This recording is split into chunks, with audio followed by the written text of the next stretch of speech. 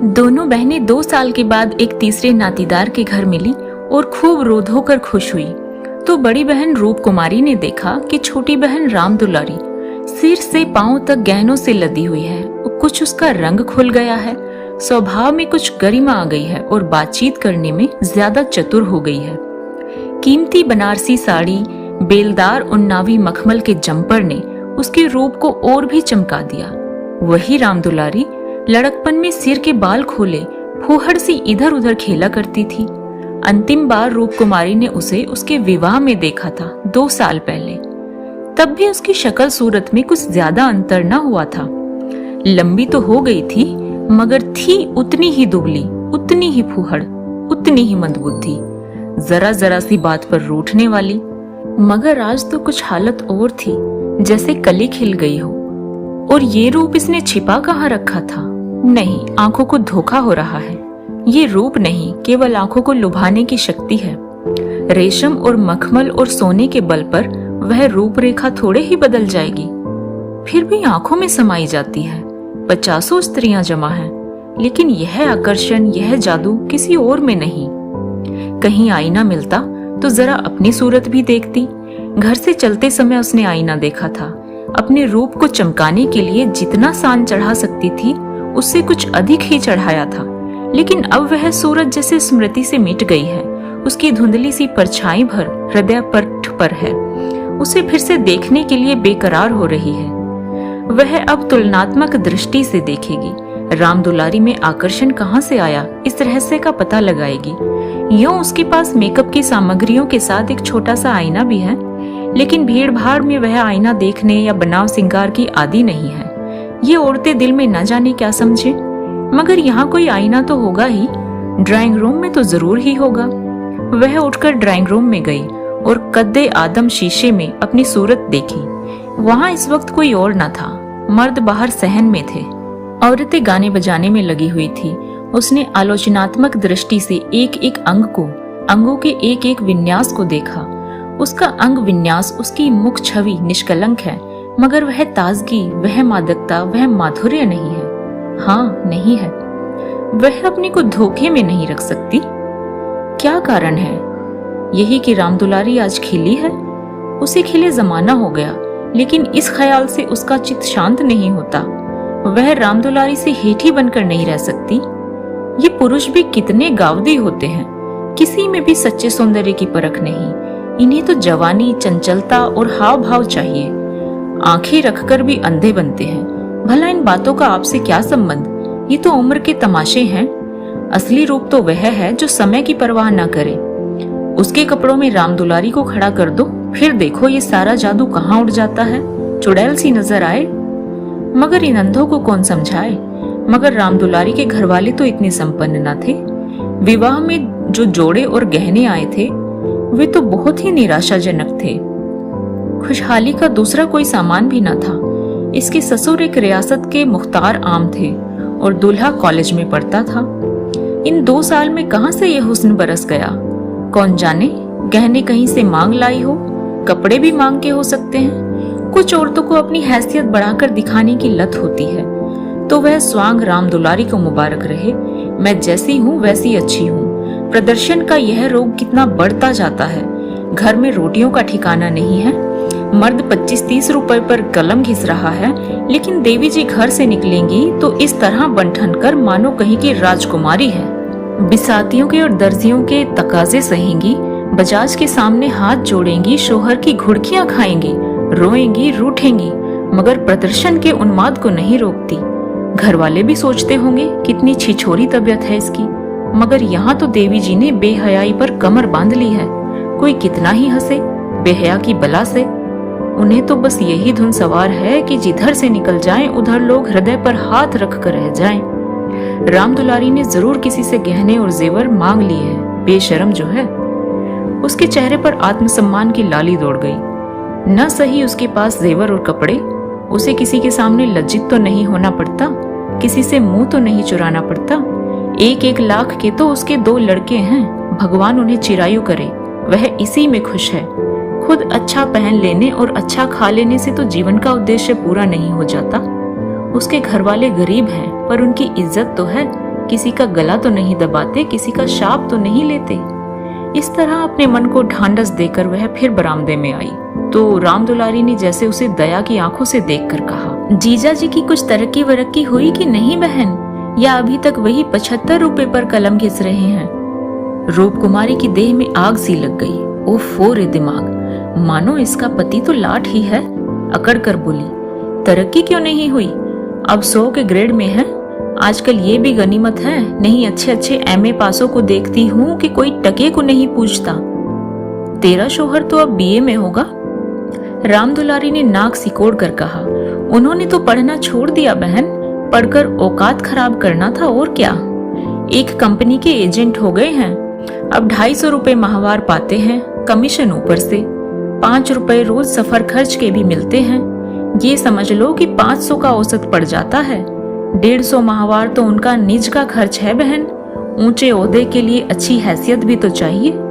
350 बेदाग घर पर देते हैं, उसमें से 100 रुपए मुझे मिलते हैं। 250 में घर का खर्च खुशफैली से चल जाता है। एमए पास करके क्या करते?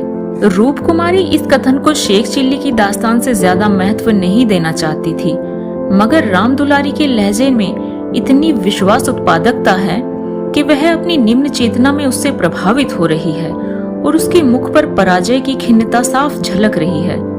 मगर यदि उसे बिल्कुल पागल नहीं हो जाना है तो इस ज्वाला को हृदय से निकाल देना पड़ेगा। जिरह करके अपने मन को विश्वास दिलाना पड़ेगा कि इसके काव्य में 1/4 से ज्यादा सत्य नहीं है। 1/4 तक वह सह सकती है, इससे ज्यादा उससे न सहा जाएगा। इसके साथ ही उसके दिल में धड़कन भी है कि कहीं अगर यह कथा सत्य निकली तो वह राम दुलारी को कैसे मुंह दिखाएगी। उसे भय है कि कहीं उसकी आंखों से आंसू ना निकल पड़े। कहां 75 और कहां 500, इतनी बड़ी रकम आत्मा की हत्या करके भी क्यों ना मिले, फिर भी रूप कुमारी के लिए असह्य है। आत्मा का मूल्य अधिक से अधिक 100 रुपए हो सकता है, 500 किसी हालत में भी नहीं।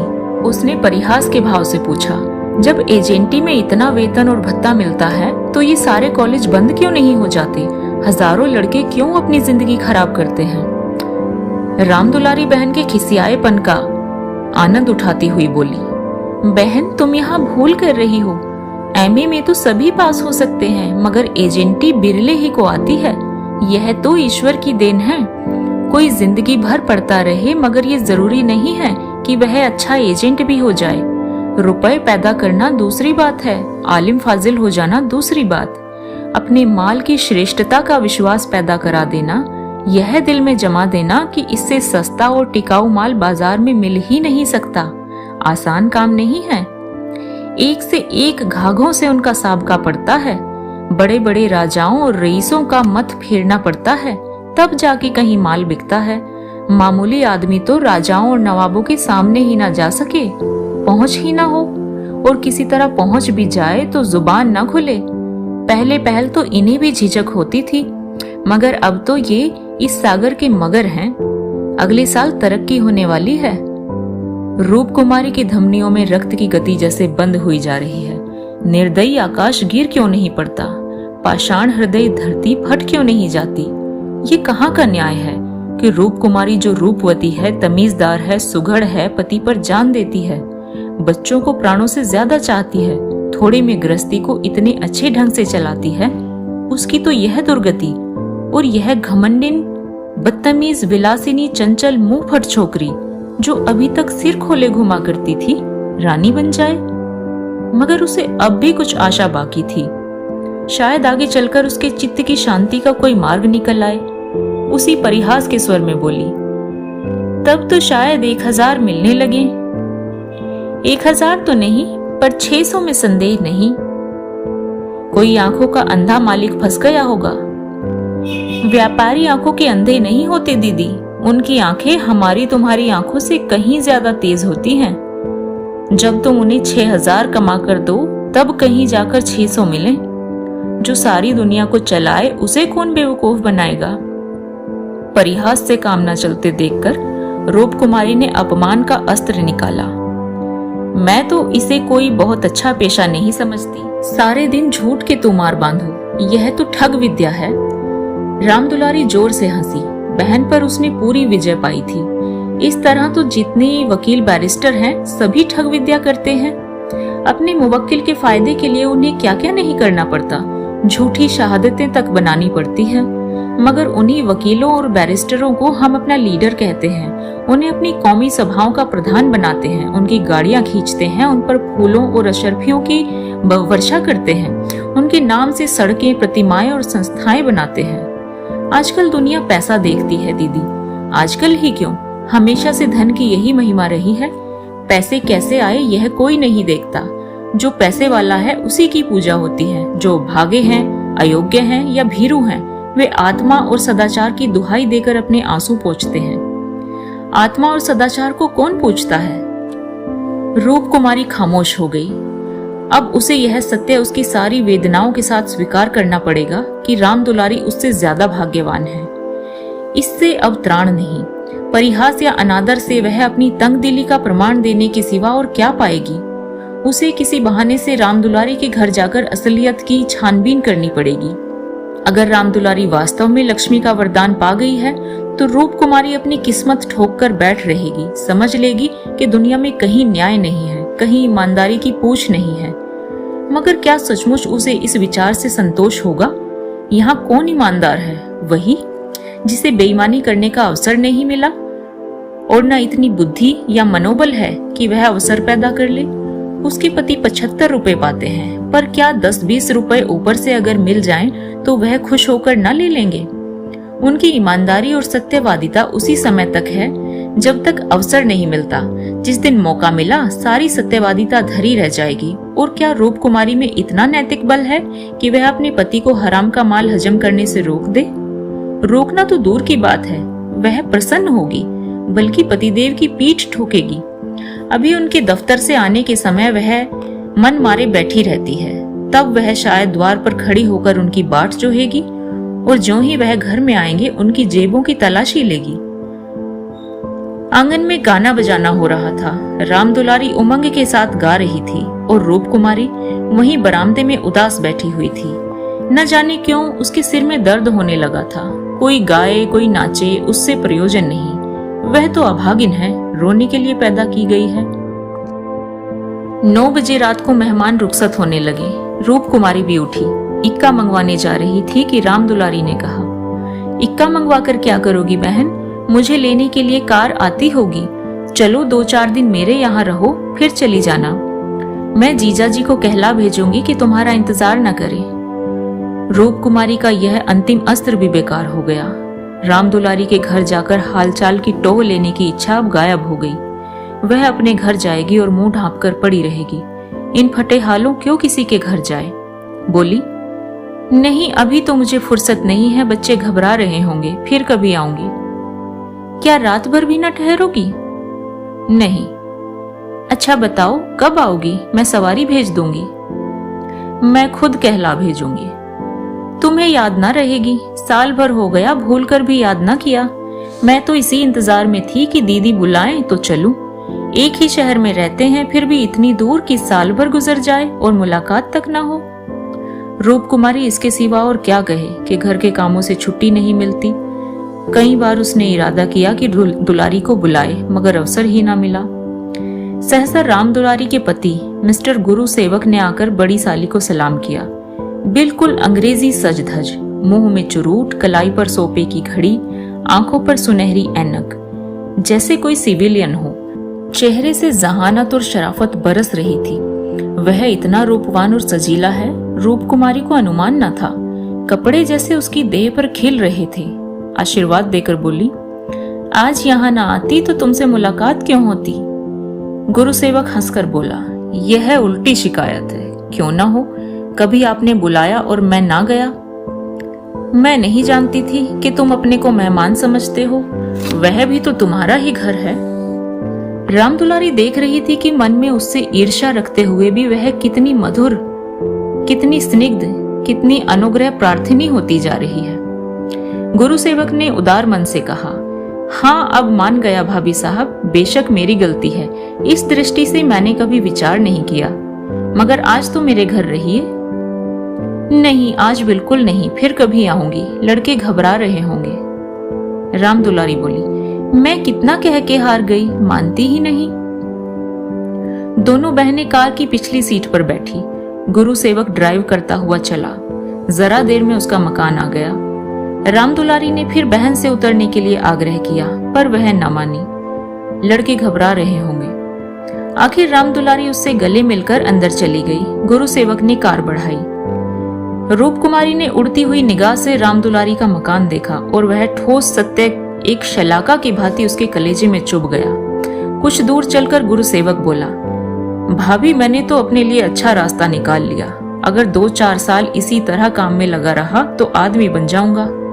रूप कुमारी ने सहानुभूति के साथ कहा, राम दुलारी ने मुझे बताया था, भगवान करे जहां रहो खुश रहो, मगर जरा हाथ पैर संभाल के रखना। मैं मालिक की आंख बचाकर एक पैसा भी लेना पाप समझता हूँ भाभी। दौलत का मजा तो तभी है कि ईमान सलामत रहे। ईमान खोकर पैसे मिले तो क्या। मैं ऐसी दौलत को त्याज्य समझता हूँ और आंख किसकी बचाऊं। सब स्याह सफेद तो मेरे हाथ में ही है।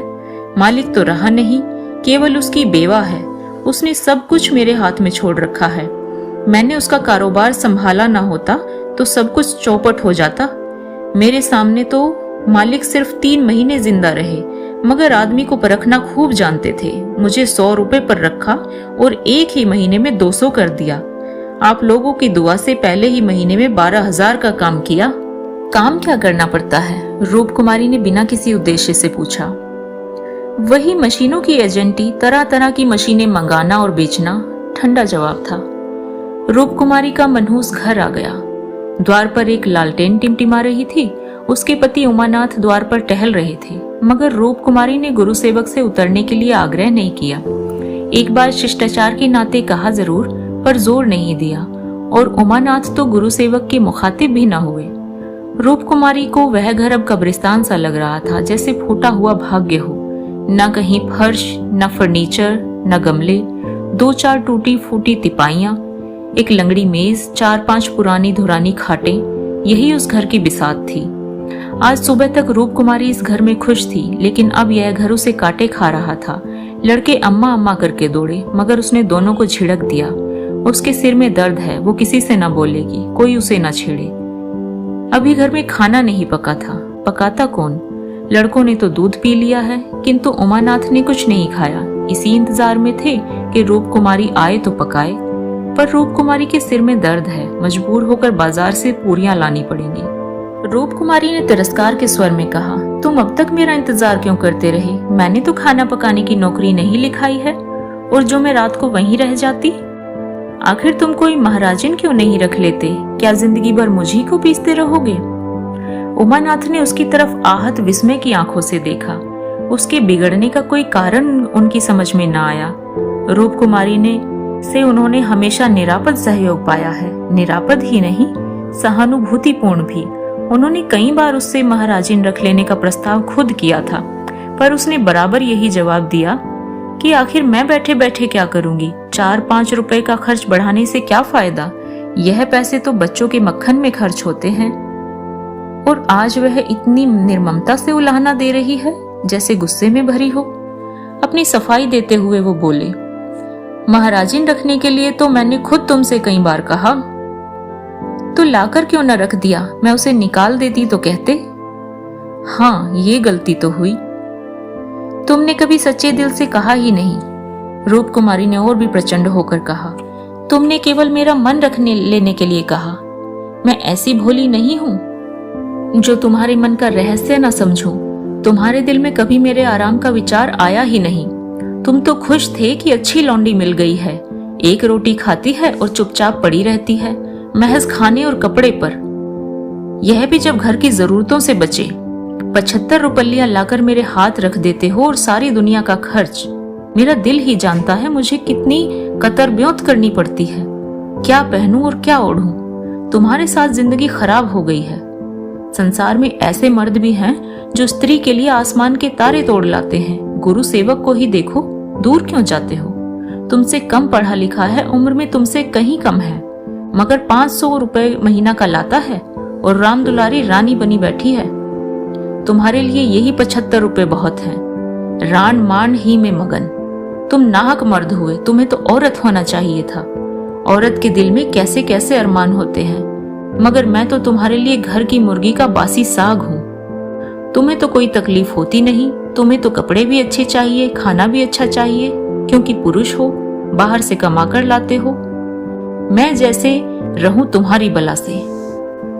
वागवाणों का यह सिलसिला कई मिनट तक जारी रहा और उमानाथ चुपचाप सुनते रहे। अपनी जान में उन्होंने रूप कुमारी को शिकायत का कभी मौका नहीं दिया। उनका वेतन कम है, यह सत्य है, पर यह उनके वश की बात तो नहीं। वह दिल लगाकर अपना काम करते हैं, अफसरों को खुश रखने की सदैव चेष्टा करते हैं। इसी साल बड़े बाबू के छोटे सुपुत्र को 6 महीने तक बिला नागा पढ़ाया, इसीलिए तो कि वह प्रसन्न रहे। वह अब और क्या करे। रूप कुमारी की खफगी का रहस्य वह समझ गए थे। अगर गुरु सेवक वास्तव में 500 रुपए लाता है तो बेशक वह भाग्य का बली है, लेकिन दूसरों की ऊंची पेशानी देखकर अपना माथा तो नहीं फोड़ा जाता। किसी संयोग से उसे यह अवसर मिल गया होगा, मगर हर एक को ऐसे अवसर नहीं मिलते। वह इसका पता लगाएंगे कि सचमुच उसे 500 ही मिलते हैं या महज डींग है। और मान लिया कि 500 मिलते भी हैं, तो क्या इससे रूप कुमारी को यह हक है कि वह उनको ताने दे और उन्हें जली कटी सुनाए? अगर इसी तरह वह भी रूप कुमारी से ज्यादा रूपवती और सुशीला रमणी को देखकर रूप कुमारी को कोसना शुरू कर दे तो कैसा हो? रूप कुमारी सुंदरी है, मृदुभाषिनी है, त्यागमयी है, लेकिन उससे बढ़कर सुंदरी, मृदुभाषिनी और त्यागमयी देवियों से दुनिया खाली नहीं है। तो क्या इस कारण वह रूप कुमारी का अनादर करे? एक समय था जब उनकी नजरों में रूप कुमारी से ज्यादा रूपवती रमणी संसार में न थी, लेकिन वह उन्माद कब का शांत हो गया। भावुकता के संसार से वास्तविक जीवन में आए उन्हें एक युग बीत गया। अब तो विवाहित जीवन का उन्हें काफी अनुभव हो गया। एक को दूसरे के गुण दोष मालूम हो गए हैं। अब तो संतोष ही में उनका जीवन सुखी रह सकता है। मगर रूप कुमारी समझदार होकर भी इतनी मोटी सी बात नहीं समझती। फिर भी उन्हें रूप कुमारी से सहानुभूति ही है। वह उदार प्रकृति के आदमी थे और कल्पनाशील भी। उसकी कटु बातों का जवाब ना दिया, शरबत की तरह पी गए। अपनी बहन के ठाठ देखकर एक क्षण के लिए रूप कुमारी के मन में ऐसे निराशाजनक, अन्यायपूर्ण, दुखद भावों का उठना बिल्कुल स्वाभाविक है। रूप कुमारी कोई सन्यासिनी नहीं, विरागिनी नहीं कि हर दशा में अविचलित रहे। इस तरह अपने मन को समझाकर उमानाथ ने गुरु सेवक के विषय में तहकीकात का संकल्प किया। एक सप्ताह तक रूप कुमारी मानसिक अशांति की दशा में रही। बात बात पर झुंझलाती, लड़कों को डांटती, पति को कोसती, अपने नसीबों को रोती। घर का काम तो करना ही पड़ता था, लेकिन अब इस काम में उसे आनंद ना आता था, बेगार सी टालती थी। घर की जिन पुरानी दुरानी चीजों से उसका आत्मीय संबंध सा हो गया था, जिनकी सफाई और सजावट में वह व्यस्त रहा करती थी, उनकी तरफ अब आंख उठाकर भी ना देखती थी। घर में एक ही खिदमतगार था। जब उसने देखा बहू जी घर की तरफ से खुद ही लापरवाह हैं, तो उसे क्या गरज थी सफाई करता। जो चीज जहां पड़ी थी वहीं पड़ी रहती, कौन उठाकर ठिकाने से रखे। बच्चे माँ से बोलते डरते थे और उमानाथ, वह तो उसके साय से भी भागते थे। जो कुछ सामने थाली में आ जाता उसे पेट में डाल लेते और दफ्तर चले जाते। दफ्तर से लौटकर दोनों बच्चों को साथ ले लेते और कहीं घूमने निकल जाते। रूप कुमारी से कुछ कहना बारूद में दिया सलाई लगाना था। हाँ, उनकी वह तहकीकात जारी थी। एक दिन उमानाथ दफ्तर से लौटे तो उनके साथ गुरु सेवक भी थे।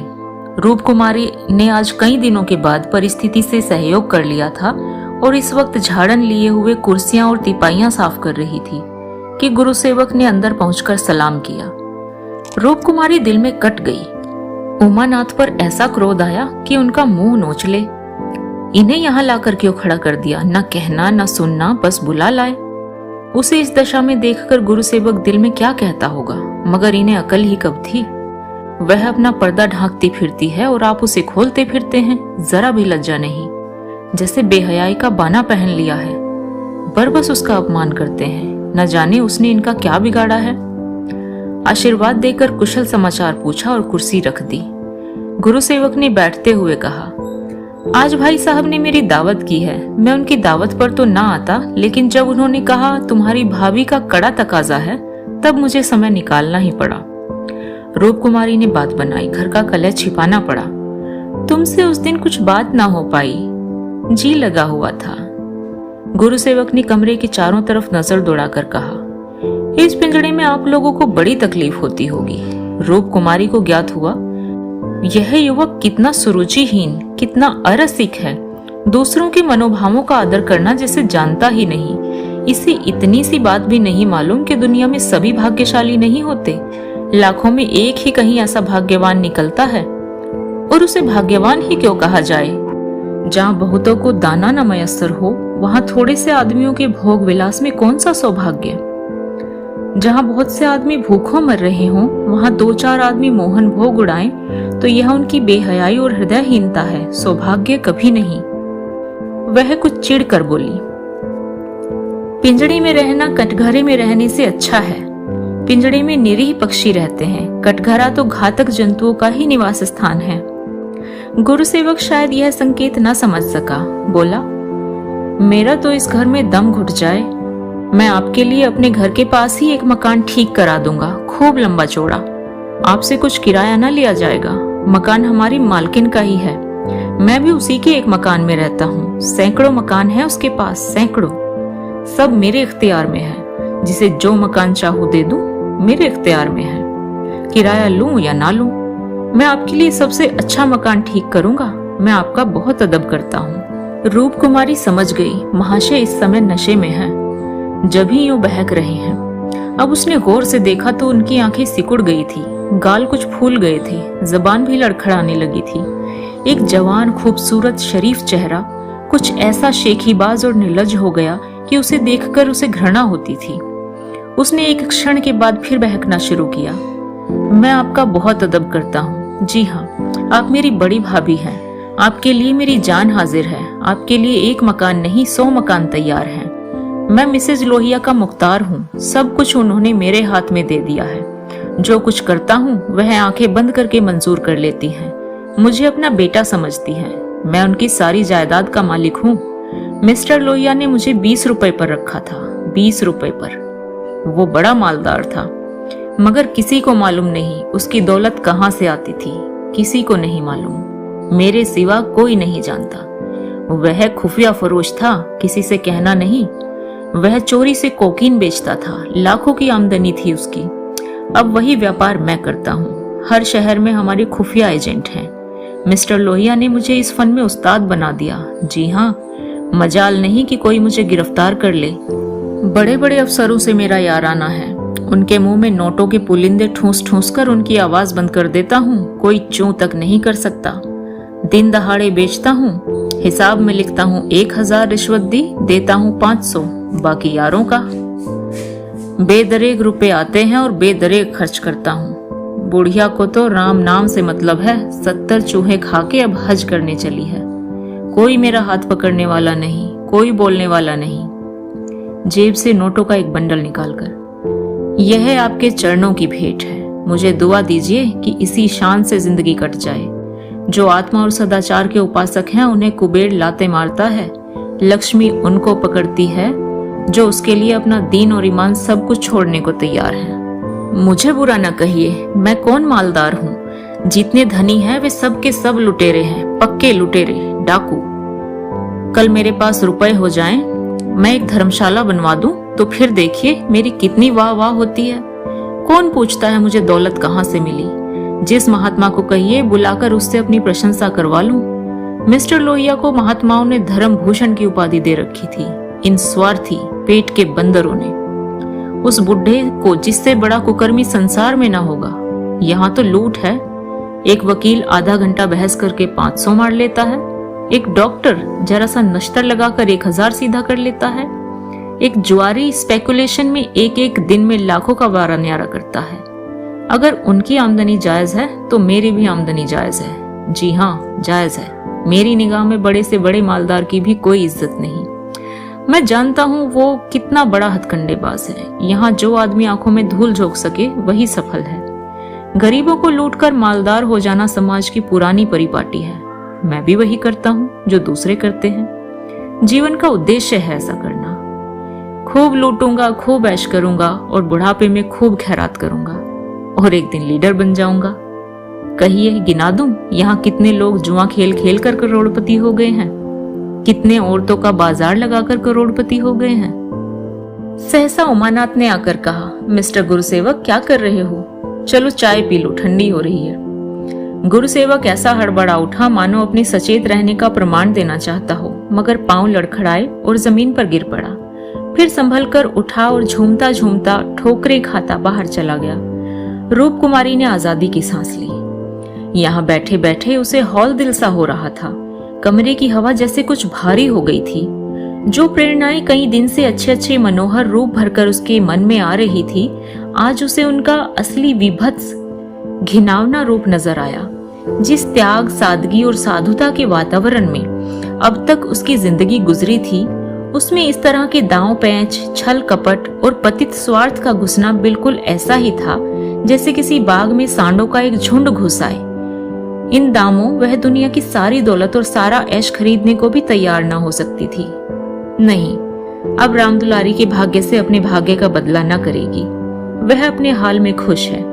रामदुलारी पर उसे दया आई, जो भोग विलास की धुन और अमीर कहलाने के मोह में अपनी आत्मा का सर्वनाश कर रही है। मगर वह बेचारी भी क्या करे, और गुरु सेवक का भी क्या दोष है जिस समाज में दौलत पूजती है, जहां मनुष्य का मोल उसके बैंक अकाउंट और टीम टाम से आंका जाता है, जहां पग पग पर प्रलोभनों का जाल बिछा हुआ है और समाज की कुव्यवस्था आदमी में ईर्ष्या, द्वेष, अपहरण और नीचता के भावों को उकसाती और उभारती रहती है। गुरु सेवक और रामदुलारी उस जाल में फंस जाए, उस प्रवाह में बह जाए तो कोई अचरज नहीं। उसी वक्त उमानाथ ने आकर कहा, गुरु सेवक यहाँ बैठा बैठा क्या बक रहा था? मैंने तो उसे विदा कर दिया। जी डरता था कहीं पुलिस उसके पीछे न लगी हो, नहीं तो मैं भी गेहूं के साथ घुन की तरह पिस जाऊंगा।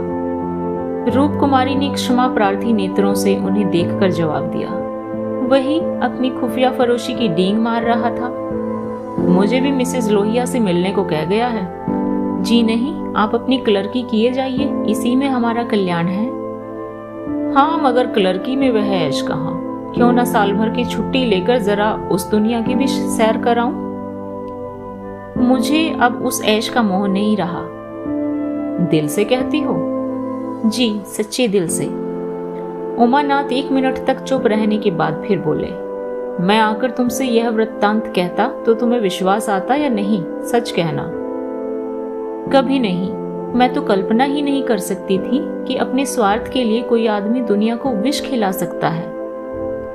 मुझे सारा हाल पुलिस के सब इंस्पेक्टर से मालूम हो गया था। मैंने उसे खूब शराब पिला दी थी कि नशे में बहकेगा जरूर और सब कुछ खुद उगल देगा। ललचाता तो तुम्हारा जी भी था। हाँ, ललचाता तो था और अब भी ललच रहा है, मगर ऐश करने के लिए जिस हुनर की जरूरत है वो कहाँ से लाऊंगा? ईश्वर ना करे वह हुनर तुम में आए। मुझे तो उस बेचारे पर तरस आता है। मालूम नहीं खैरियत से घर पहुंच गया होगा या नहीं। उसकी कार थी, कोई चिंता नहीं। रूप कुमारी एक क्षण जमीन की तरफ ताकती रही, फिर बोली, तुम मुझे दुलारी के घर पहुंचा दो। अभी शायद मैं उसकी कुछ मदद कर सकूं। जिस बाग की वो सैर कर रही है उसके चारों तरफ निशाचर घात लगाए बैठे हैं, शायद मैं उसे बचा सकूं। उमानाथ ने देखा उसकी छवि कितनी दया पुलकित हो उठी है।